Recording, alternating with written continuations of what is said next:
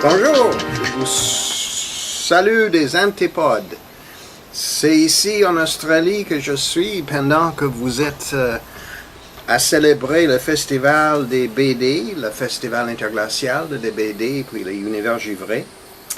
L'œuvre que je présente, qui s'appelle Gel-Eau, est une réflexion particulière de la situation particulière chez les Québécois, qui vivent 5 mois par année dans la privation sensorielle. À l'automne, le Québec est très coloré, on sait. Les gens viennent de partout pour voir les couleurs.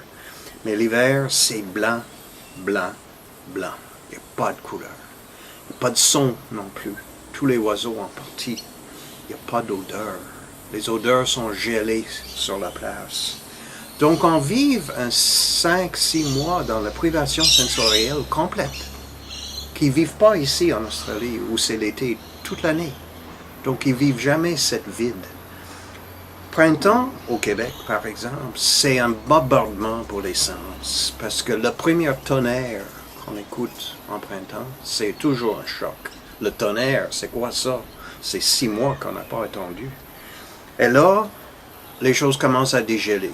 Ça commence en ville, des crottes de chien, ça sent pas très bien.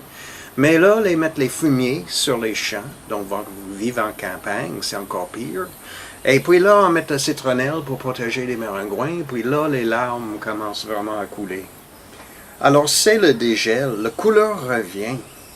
Donc, moi, j'ai l'impression que les Québécois sont très sensibles à leurs sens, à des sens, les 5 sens, parce qu'ils vivent cette vide et cet bombardement d'une façon quotidienne.